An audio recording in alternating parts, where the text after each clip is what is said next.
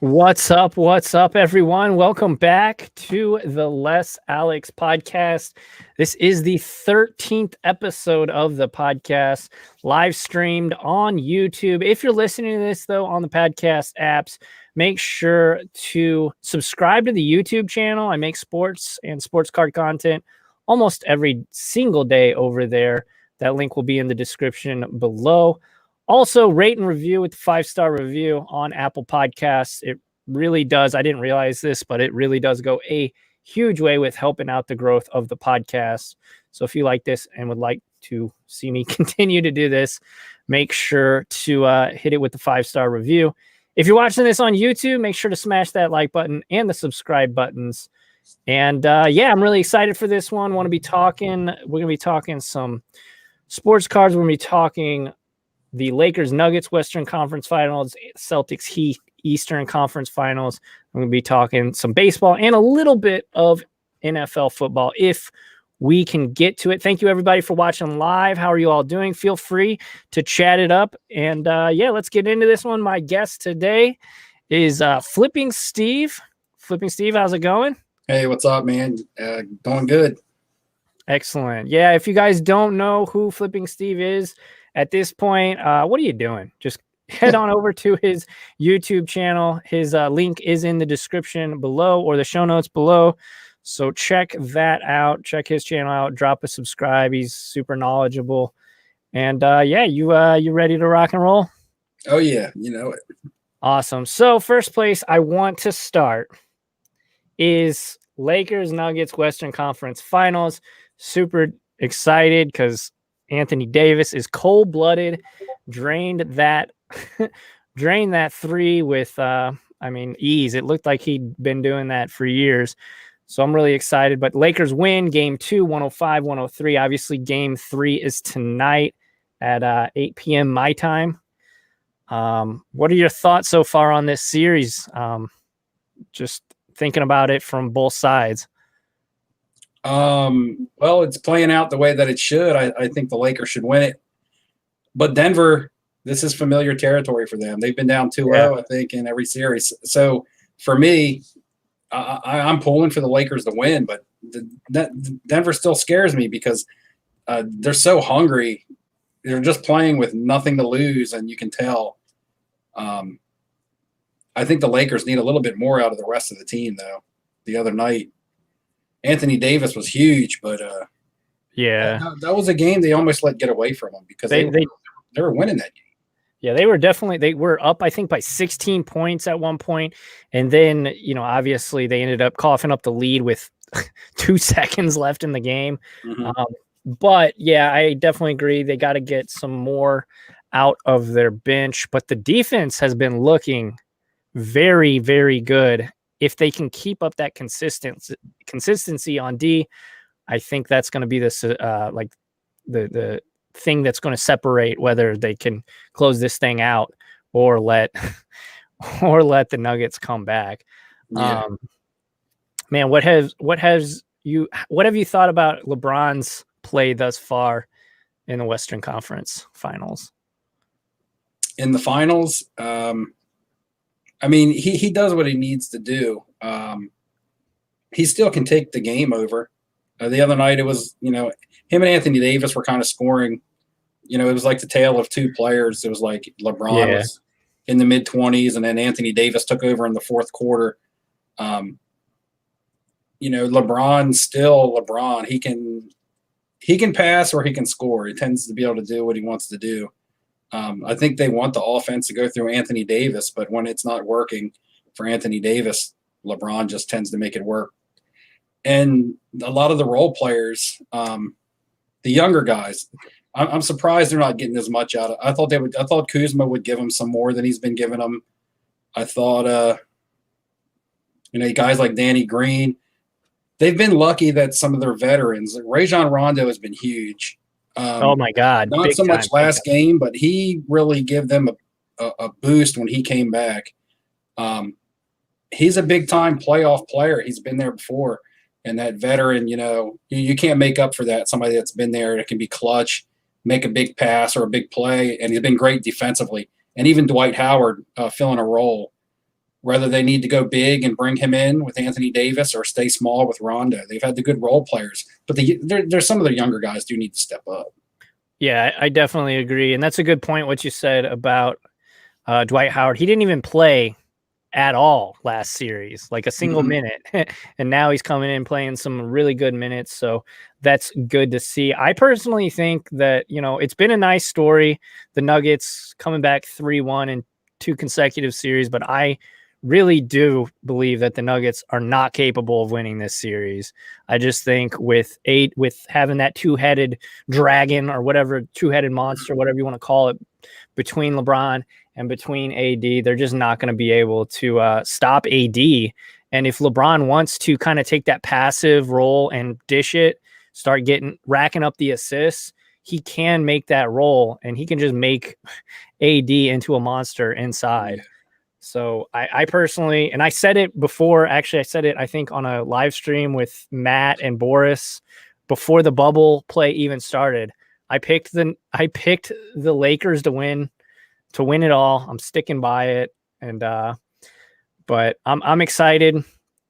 The Lakers do have to get some production out of the bench, though. That's definitely true, because you can't rely on LeBron and AD to score like 60 points almost every single game. That's just not realistic. Especially since you saw LeBron in game 2, he scored, I think, 20 points in the first half and then scored like 3 the rest of the game. Yeah. But I don't know if that's him necessarily. He did take some pretty bad threes, but he was able to start to distribute the ball around. So how much of that is him going cold versus how much of that is realizing, AD's on fire right now. We got to get him the rock. So, but yeah, either way, I mean, Jamal Murray and Joker both going to do their thing. Yeah, that's the thing. I feel like Jokic is just going to get it. He's just going to get his. It's almost like with Luka. He's going to get what he's going to get, and you got to prevent the rest of the team from beating you. That's kind of appeared how it's been. And yeah, with the Nuggets being through so much in these first 2 series, you wonder how much they have left in them. Are they just worn out? Not just physically, but mentally, man. They've been through a lot as a team. I think it's made them stronger, but how much more do they have left in them to come up against a Lakers team with the kind of defense that the Lakers have? And they just need to and with Anthony Davis, when he's aggressive, he's a bad man. I just don't like it sometimes when he gets passive and if he can get his shots, get to the foul line, get the other team in foul trouble, get the Joker in foul trouble and things like that. That's what the Lakers need to do. Stay aggressive like that. But when they're not, and they're moving the ball around and shooting a lot of threes, that's when I don't think they're at their best. But yeah, they need to pound the paint. I think it was I don't remember the exact numbers, but their inside scoring comparison, game 1 was 70-30 in the Lakers' favor. And then game 2, it was much closer to being even. Yeah. So, and we obviously saw that reflected because the game was a lot closer. But yeah, I think in terms of sports cards with this series, and you and I were just talking about this, obviously a lot of the money in basketball cards have shifted elsewhere. I think a lot of that is to do with the NFL starting back up and the kind of competing with that. But we were just talking Anthony Davis cards. He's a monster. He's playing so well. And even his prices are starting to get a little soft. Do you think that's only because people are focusing their money in other sports, or do you think that is some underlying problem maybe with the market right now? Man, I've tried to, with Anthony Davis specifically, I've tried to wrap my head around it, and I can't. I haven't even really talked about it in any videos or anything because I don't have an answer why Anthony Davis market has softened. I get that the basketball market as a whole, the rising tides, all ships, and lowering tides, maybe all ships, but there's some guys who have actually stayed really strong or have actually gone up. There's some guys who have gained value during this softening of the basketball market. When you look at percentage-wise, the guys who have fallen the most, I think Anthony Davis is at the top of the list, like almost 40% decrease in his cards. And I can't make I can't make sense of it. I can't come up with a reason why.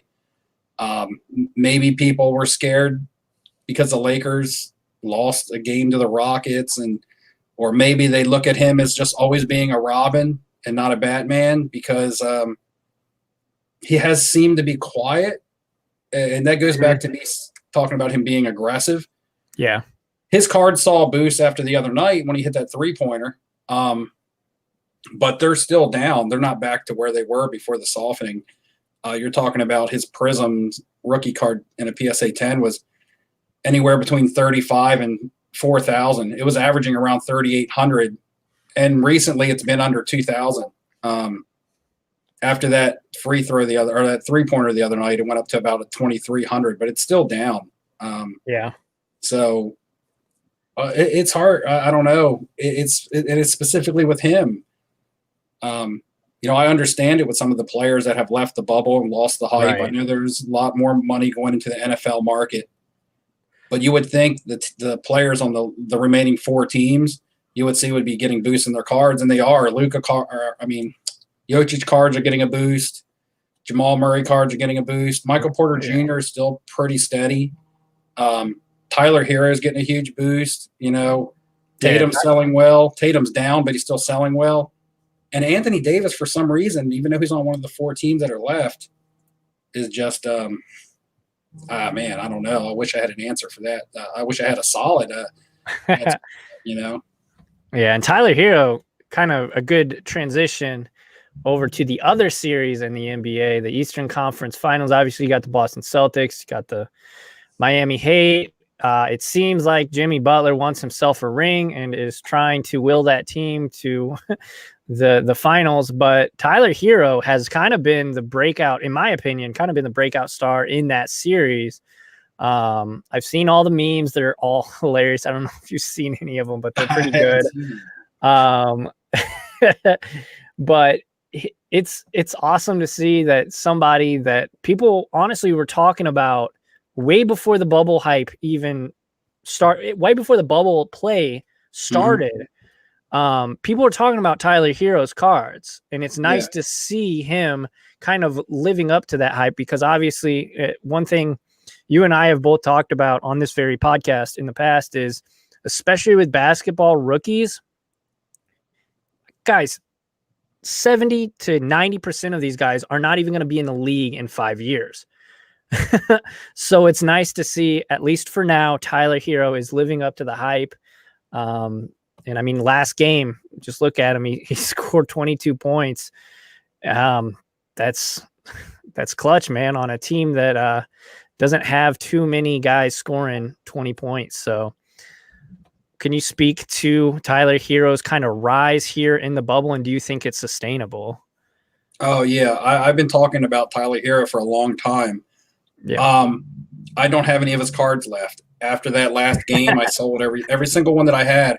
I had listed on eBay, and I overpriced all of them because I was like, if I sell them, I sell them. If I don't care, because I like him. I like him as a player. I like him as a hold. And I like him as I've talked about him as a quick flip and a hold, because of the playoffs make him a quick flip, and I think his potential makes him a hold. So just based on price, I was buying a bunch of PSA 10 Prisms. I also had some graded myself that I got returned. The ones that I bought already graded, I didn't have much over $100 invested in each of those. I was buying back when he was cheap. And I listed them all at like $425, which was high. He was only going for like $320. And I got a bunch of notifications from eBay the other night. And I wasn't even watching that game, and all my Tyler Hero started selling. And I'm like, what the heck is going on? What's he doing tonight? And I looked, and it was in the first half. He already had 20 points. I was like, okay. Everybody, here goes the craze. Here goes the craze. Those little cha-ching notifications from eBay. So, yeah. And I have none. I have none left, but I'm okay with that, because I think there'll be a window to rebuy him for next season, especially when there's the next draft and all that. He's a guy that I'm high on long term. I watch a lot of his high school footage and like videos. And in high school, he was labeled a bust. They're like, he's going to be a bust before he was even in college. He didn't choose to go to Wisconsin. I believe it was Wisconsin was his home school. That's where he's from. He chose Kentucky, and everybody was like, well, he'll ride the bench at Kentucky.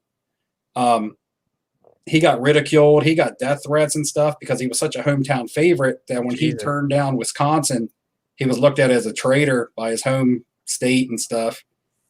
And they were like, oh, well, why would he turn down Wisconsin where he can play to go to Kentucky where he's going to be on the bench? And I believe that that fueled him because he went out and became like the 8th pick of the draft after only a season or two at Kentucky. And just I don't want to say Baker Mayfield but he had that chip on the shoulder where he went to a school where he wasn't expected to do anything. Yeah. And he's got really good game. I mean, he has a lot of room for improvement. That's what I like about him is that he's got a natural shot. He can shoot lights out. He's got great ball handling skills. He needs to work on his defense, but he can finish at the hoop. He's got some crazy shots, some underhand scoops, some left-handed finger rolls. If he muscles up a little bit, gets a little bit more strength, he'll be a big-time player. The thing that really sold me on him was how many minutes he was getting in the playoffs. If the coaches are that confident in him that in his rookie season they're giving him 35 to 40 minutes per game in the playoffs, whether he's coming off the bench or starting. You had Kendrick Nunn, who was like 3rd or 4th in the Rookie of the Year voting, and Kendrick Nunn is an afterthought right now because of Tyler Hero. Yeah, yes, and even Duncan Robinson, who was the guy everybody was talking about being their shooting guard. He's a good 3-point shooter. Tyler Hero's getting way more minutes than him. So there's something that the coaching staff sees in it. And so with me, I think they're grooming him to be the person to run that team. The Dragon can't be there forever. He's been around for a while. He's playing great playoff basketball also. Goran Dragic. Yeah, Goran Dragic. But I just feel like it looks like they want Tyler Hero to be their man going forward. Yeah, definitely. And yeah, like you said, I mean, he got 36 minutes in the last game. They definitely trust him. That's for sure. Yeah, and they have him in all the way to the end. It's not like they take him out. It's not like they're scared to give him the ball to take a game-winning shot. Yep. They don't pull him off the court. Yep. If he's able to walk and play, you're out there. He gets a lot of rebounds too. Surprisingly, if you look at him, you wouldn't think so, but he gets a ton of rebounds. He's very good at positioning himself and reading the ball off the basket. And he hustles. I think he's out there. I think he hustles because he knows he's got to earn his playing time and and respect from the team, like from Jimmy Butler and stuff. He just hustles his butt off. He never stops moving. Yeah. Yeah, Jimmy Butler don't take anything. If you're not hustling, he's definitely going to call you out. So yeah. So who do you got in this series? I know who you're more invested in terms of sports cards, but what is your heart and what does your mind say on who's going to win the Boston-Miami series? Well, I'm a Celtics fan. I mean, if you look at it, them being down 2-1,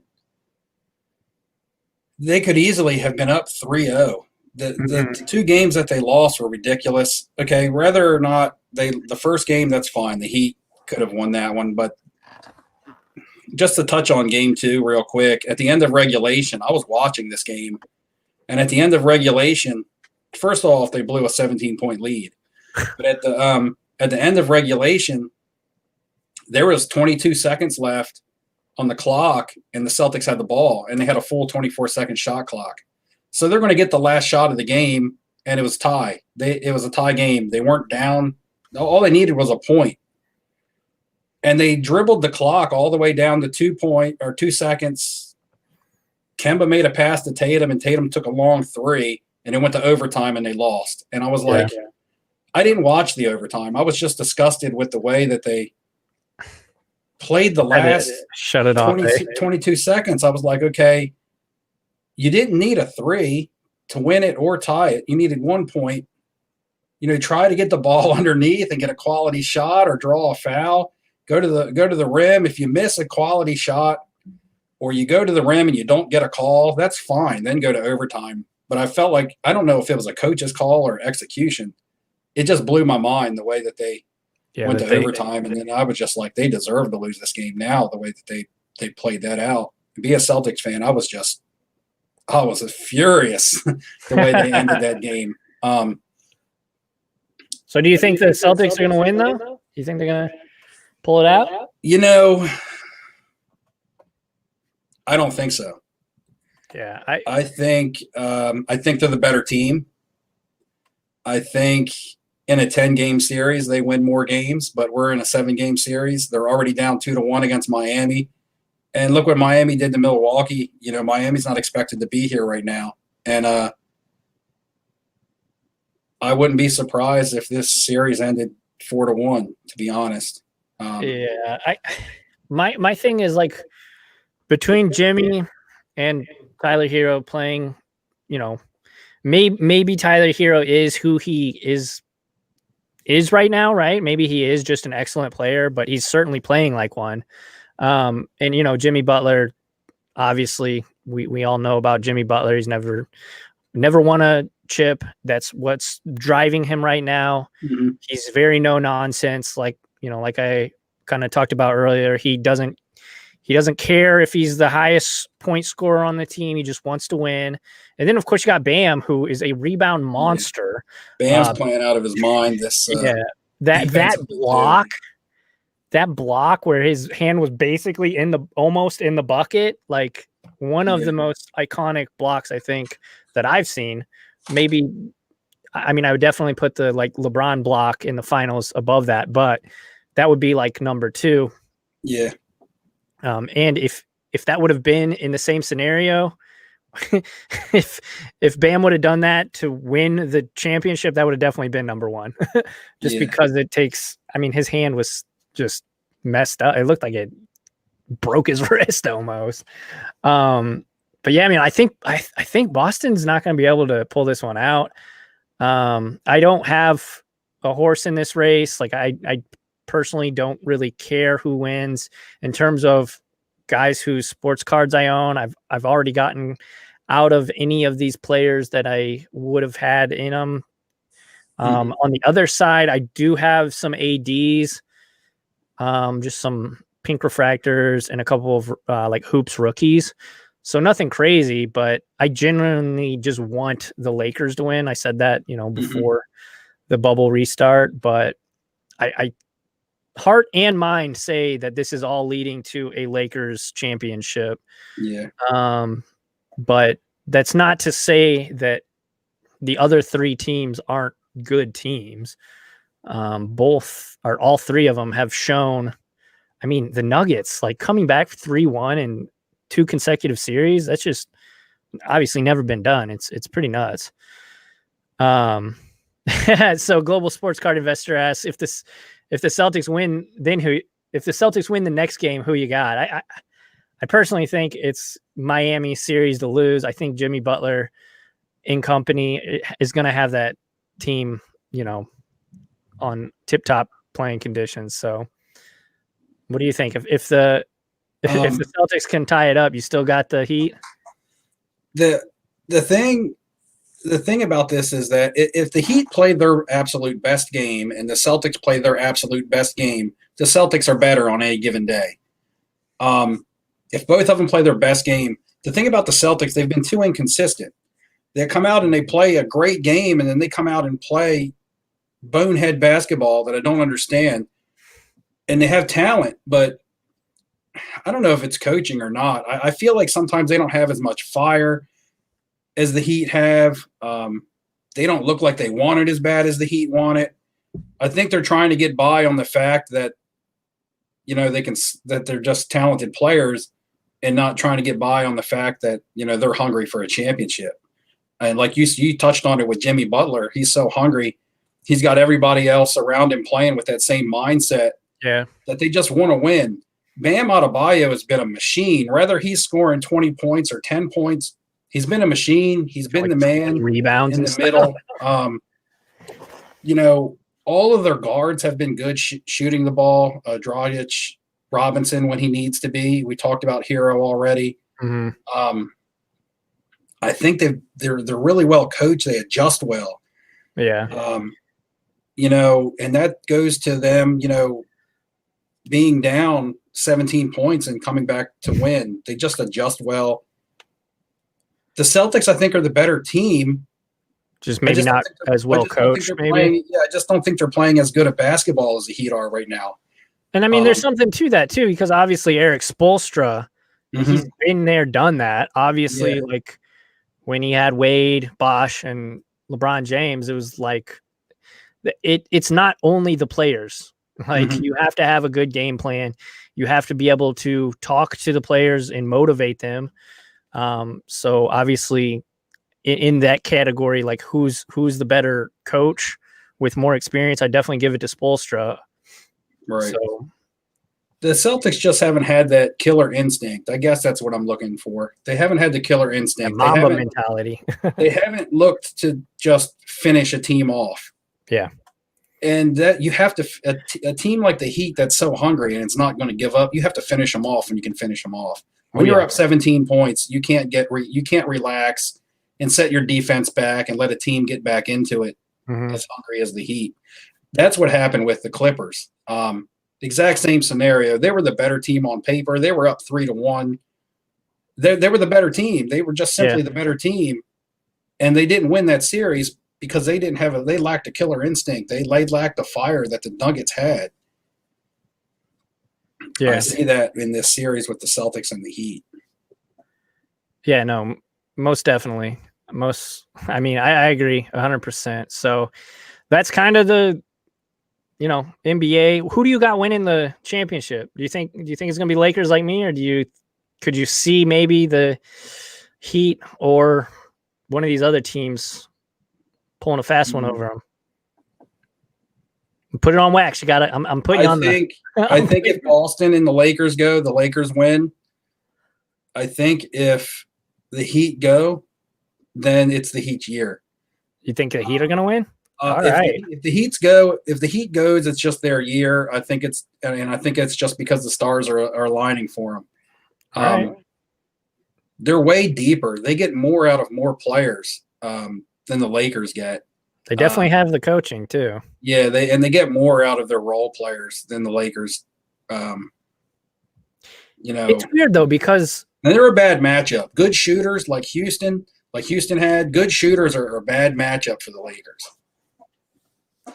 Yeah, it's interesting though because in that Rockets Lakers series, it was wild, man. I just feel like kind of what you're saying about the Heat, I'm thinking about the Lakers. I mean, if you want to talk about stars aligning, the fact that, of course, with the passing of Kobe and them wearing the all black Mamba jerseys, and I just think if you want to talk about stars aligning, it's the Lakers season. But I mean, we'll definitely see. But you heard it here. Steve has chosen the Heat to beat the Lakers if they can make it past. That's not who I want. I actually would kind of like to see the Lakers win it. And in a million years, I would never think that I'd be saying that, being a Celtics fan. And I would love to see a Lakers Celtics series just for nostalgia purposes. Yeah, it'd be great. It doesn't get any better than Lakers Celtics going back in the day. But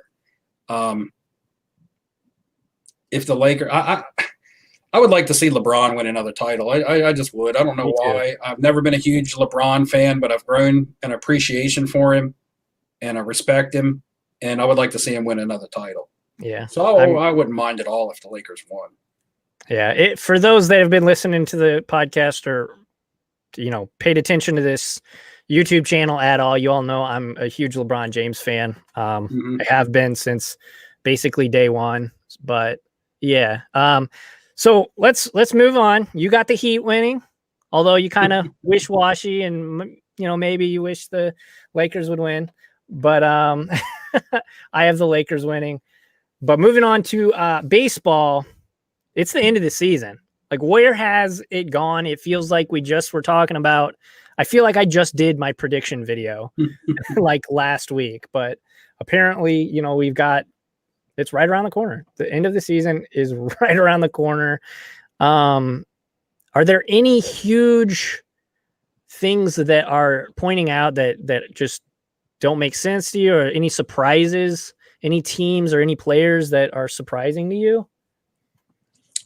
Other than the Miami Marlins, because obviously no one expected them to have a winning record. That's crazy. And didn't they go out and they went out and acquired Starling Marte, I guess. Yeah, they went out and were buyers at the trade. That's what surprised me, and I didn't even realize that. I knew they were doing well. To be quite honest, I haven't followed a lot of baseball. The Orioles, come on. I got to watch the Orioles every year. I've more so watched the Padres, and not even because they were doing good, but because I'm a Manny fan. And sure. So I know Manny was having a good season.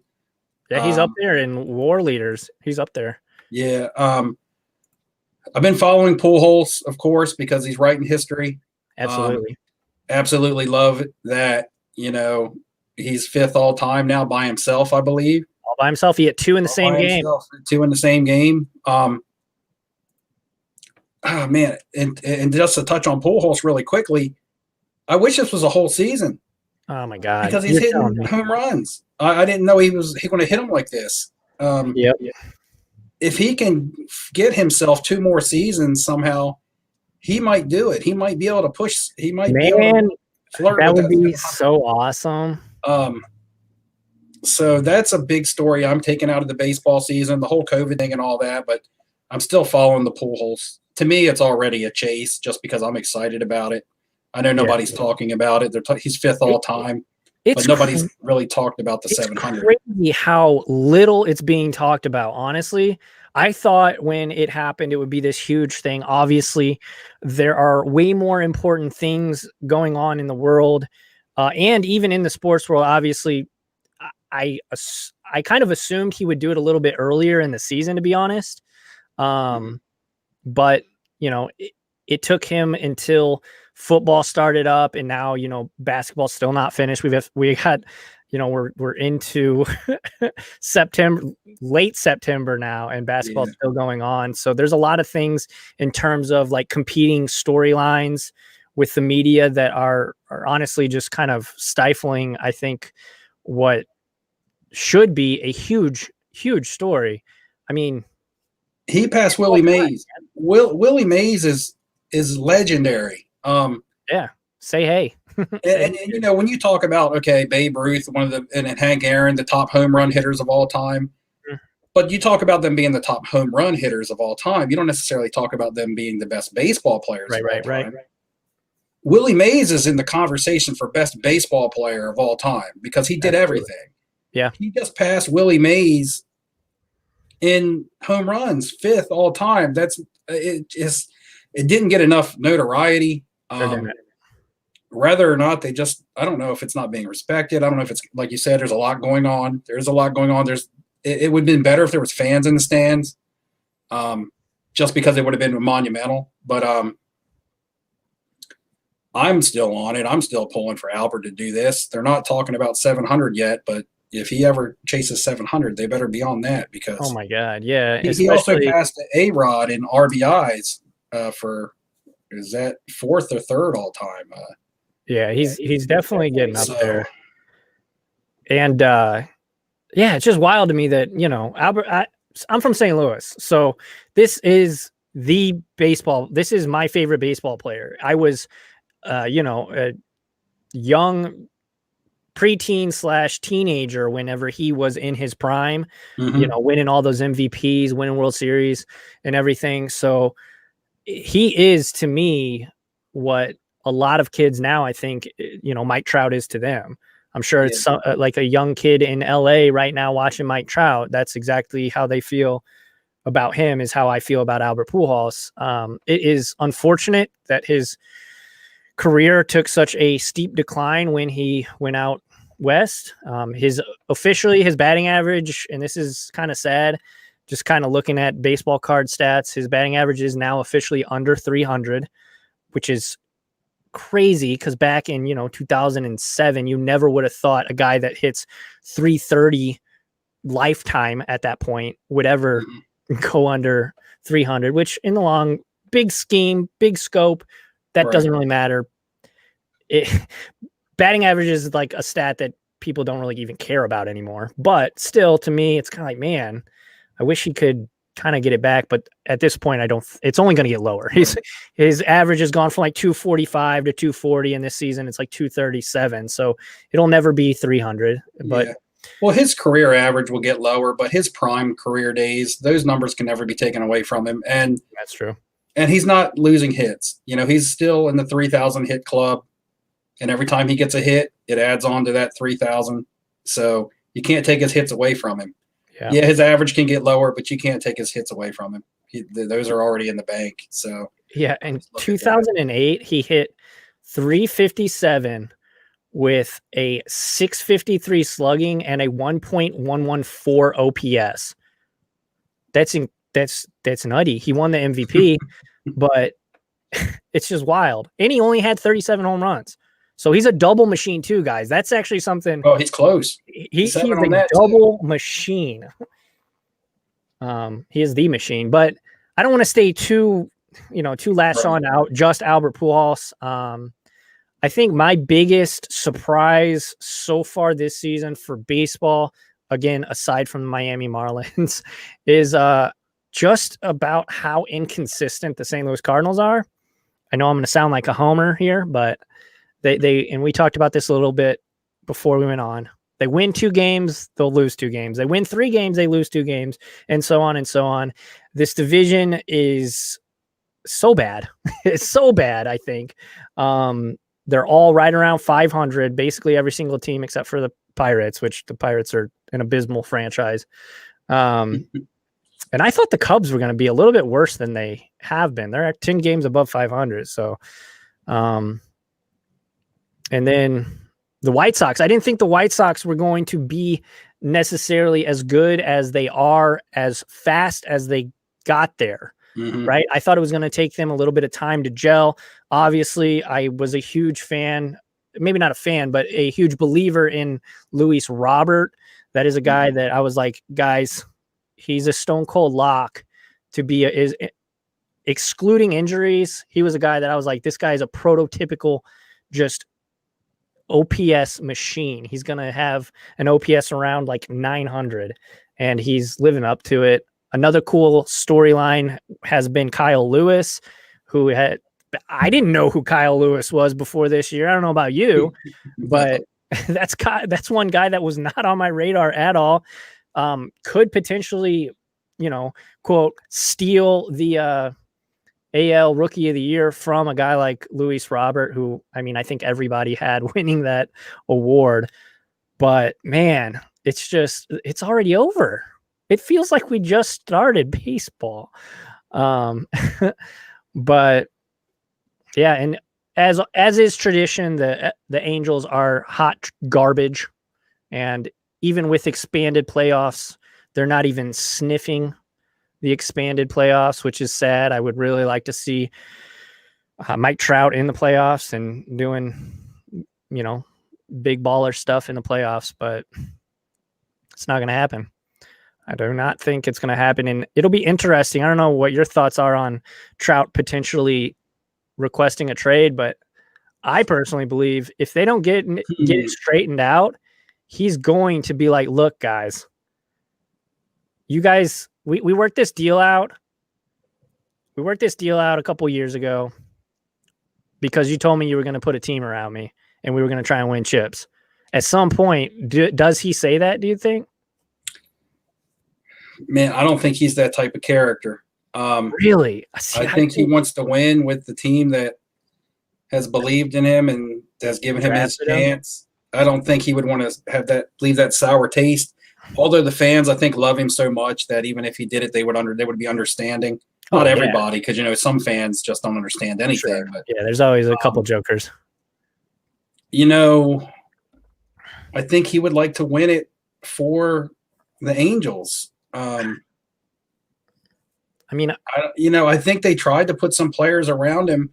They definitely did. And I mean, Ohtani's just not doing anything. I mean, I don't know how much it is the team's fault because the team has tried and people just haven't produced. They put some money into players and the players just haven't really produced. They need some pitching. That's for sure. We just talked about Pujols. I don't know how much he helps or hurts the team from a consistency standpoint. He's got the great things going on, but you got to have him in your lineup every day because of who he is. But does he, at this point in his career, does he warrant a spot in the lineup every day? So that's another thing you could have not necessarily going for you, even though I want him in the lineup every day. But hey, Artie Moreno, if you ever want to trade him back to the Cardinals, as a Cardinals fan, I endorse this idea. If you want to trade him back, especially if we're going to have DH, he's got to be better than somebody like Tyler O'Neill in our lineup. So I would be all for Albert Pujols coming back to St. Louis to finish out his career. But you guys can eat some of that salary because that's ridiculous. Yeah. I don't know, man. I just think that at some point he's going to get fed up. Like, I could see him holding out maybe 2 or 3 more years with, kind of keeping his mouth shut, going about his business. But I think at some point he just, to me, and that's the thing, is he's so quiet. He doesn't really say too much. We don't really know too much about his personality, but he seems to me like a baseball player, wants to win. Right. I do agree. He does seem the type of person that would want to do it, quote unquote, the right way with the team that got him there. But if he was ever to be moved, it wouldn't be spun as if it was a request by him. It would be played off as if it was just time to part ways and it was mutual with the team. Yeah. I don't think they would ever spin it to the point to where, oh, Mike Trout wants out. Yeah. He wants to break ties with the Angels, this, that, and the other. They just wouldn't want to put that type of image on him. And he doesn't deserve that type of image to be put on him. So, even if that was to be the truth of the matter, I don't think it would ever be spun that way. Yeah, I don't think we'd ever see like Artie Moreno lashing out at Mike Trout or anything like that. Like, hey, he's being toxic in the, in the clubhouse. We got to get this guy out of here. I think it would be more like, listen, we realize what this is. We've tried for a decade, maybe at that point, a decade plus. And it's just for whatever reason, whoever's fault it is, we can't get this guy into the playoffs consistently. So we're gonna part ways, and it's amicable and everything. So, but yeah, it sucks, man, because he's very clearly the best player in baseball right now, and it's terrible not seeing him in the playoffs and having like those big, Derek Jeter moments in the playoffs. Because you could argue that Derek Jeter was the most popular, maybe not the best player in the MLB at the time, but one of the most popular players while he was playing. Yeah, definitely. The playoffs a lot of times define somebody's career. Absolutely. Look at somebody like Reggie Jackson, who's a 500 home run guy, but Mr. October. Even Derek Jeter being so clutch in the playoffs. During the regular season, he was I'm not going to say he was a mediocre player. He was a good player, but he didn't hit a lot of home runs. He hit pretty good. He was a good ball player. We've talked about being a good ball player, being a prolific stat guy, but he was so clutch in the playoffs that it almost redefined him as a player. Absolutely.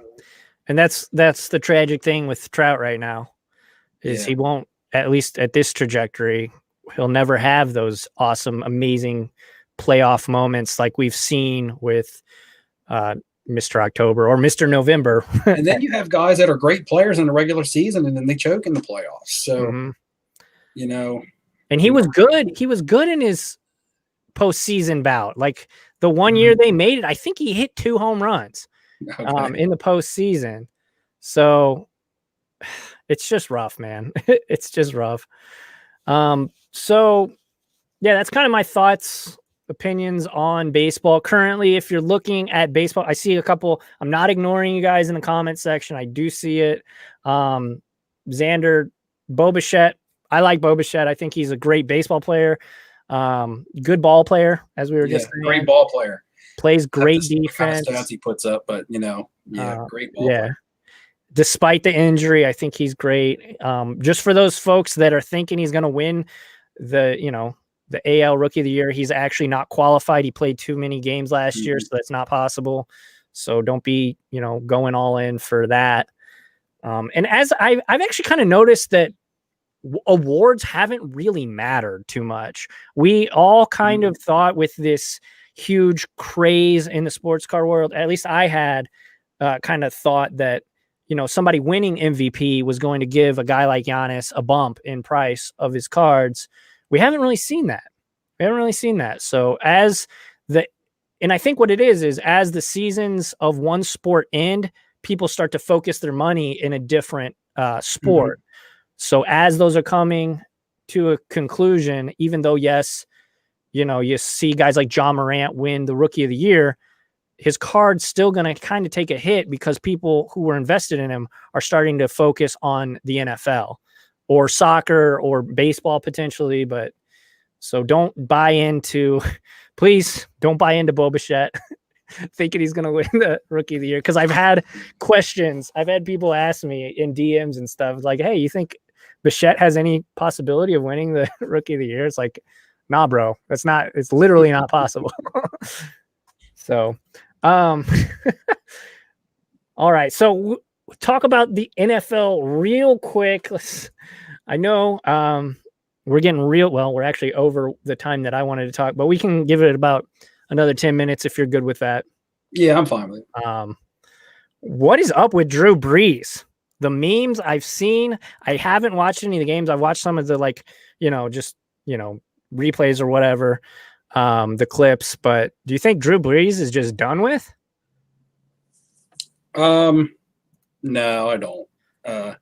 I don't either. For the record, I don't either. But he's not. It happens. You have bad games here and there. What they won last week against Tampa Bay, nobody thought twice about it. This week they come out, they lose to a hungry Raiders team who's got a lot to prove. They still put up some points. Derek Carr, baby. Hey, what did I say before the season started? Derek Carr. It looked like Gruden had the perfect game plan to go in there and beat New Orleans, or they were playing actually in Vegas. But it just looked like Gruden had a really good game plan. He didn't put a lot on Carr. He put the game together, to Carr's strengths. He was throwing a lot of underneath stuff. Yeah. There was times in that game when you had Ruggs running by himself down the field and Carr just didn't see him, was checking down. But that's where they're at. Darren Waller is a machine. Carr's going to lean on him heavily. They're going to pound the ball, rather they're getting 3 to 4 yards a carry or 6 yards a carry. It doesn't matter. They're going to hammer and hammer and hammer the ball, which they did again last night. And I just think Gruden put up a good game plan, and the Saints weren't able to execute in the end. Yeah. The Raiders are looking good. Brees also looked to get banged up last night. I saw a play where when he got up and he was limping down the field. I don't know if something happened. I wouldn't be surprised if there was a notation on him this week, an injury report. He's not going to come out of the game. Right. One thing I noticed too is at the beginning of the game, he was making some good passes, in terms of, I'm talking about Drew Brees here. He was making good passes, but as the game went on, it kind of just started to slip away from him. But yeah, the NFL. So right now, I just want to go through the leaders of each division real quick. The Bills are leading in the AFC East. The Titans are leading in the AFC South. Kansas City and the Raiders each are 2-0. AFC North, the Ravens and Steelers are both 2-0. Washington football team and the Cowboys are both 1-1. The Bears and Packers both 2-0. And then the Saints, Bucks are both 1-1. And then you got the Cardinals and Seahawks. Holy smokes. Talking about the Seahawks. I thought as Cam was driving down the field, I was like, this son of a bitch is going to do it. Like, I thought he had. And then I saw a funny meme too. It was like, maybe the Patriots should have thrown it on 4th and goal at the 1. Kind of like saying how the Seahawks should have ran it on 4th and 1. But it's just funny. I thought he was going to do it. I'm a big Cam guy. I like Cam Newton. I'm definitely not a Patriots fan, but I was admittedly rooting for them in that moment. But, the Seahawks able to hold on and, save that game, because Russell Wilson, had an amazing game, and had Yeah. they lost, that would have been just extremely embarrassing for that team. But I'm reading the comments. That's funny. But yeah, the only real surprise is for me right now. Honestly, I didn't think the Steelers were going to be as good as they are. It looks like Big Ben is back and as good as ever. Obviously, we talked about, actually, you and I talked about that defense being one of the best in football before the season started, and it's proving that. My Browns beat up on the Bengals secondary. However, Joe Burrow looks like he could potentially be maybe the second best quarterback in that division. And I hate to say it, Baker might be the worst quarterback in that division, which is sad to admit. But oh man, just it's frustrating. As a Browns fan, it's frustrating. Well, I mean, yeah, it's week 2. A lot of people are going to be overreacting, not only in the fantasy world, not only in the NFL world, not only in the card world, but it's week 2. It's a long NFL season. That's true. There's going to be more injuries, believe it or not. If you would think there's going to be more So injuries many this so week, far. but there's going to be more injuries. There's going to be offenses are still trying to get it together after not having any. See, it's always easier for the defenses in the beginning of the year because the offenses aren't clicking. Yeah. It's just there. It's still a lot of season. Look at this time last year. The Titans were terrible, and then they're ended up being one of the best teams. Back to Pittsburgh. I knew Pittsburgh was going to be a pretty good team this year. I think they will be, even with Ben struggling and him and Juju not being on the same page the other day. They still were able to pull out a win. Yeah. Russell Wilson was in my top 3 again for MVP this year, and he's definitely up there. Oh my God, looking great. 9 touchdown passes already. I mean, it's incredible. It's hard to sustain. Why is he so disrespected? Like, in terms of, like, the fact I saw on Pat McAfee's show, he's never had a MVP vote. Why do you think that is? Is it just because he's kind of a goofy dude? He's kind of, to himself. He doesn't have a lot of, like, swag like a lot of other NFL players. Is that why, or is it just something else? He's very quiet. He's not outspoken. He leads with his actions and not his words. And sometimes in the NFL, if you don't have those words or a certain charisma or edge about you, you tend to get overlooked.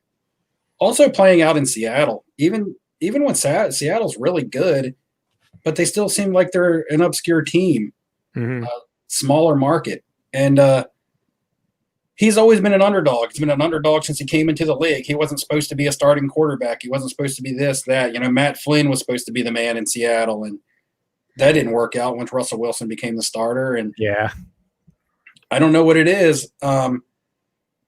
He's won a Super Bowl against Peyton Manning. He's lost a Super Bowl to Tom Brady that he should have won. He should be a 2-time Super Bowl champion. Yeah. And people don't realize that,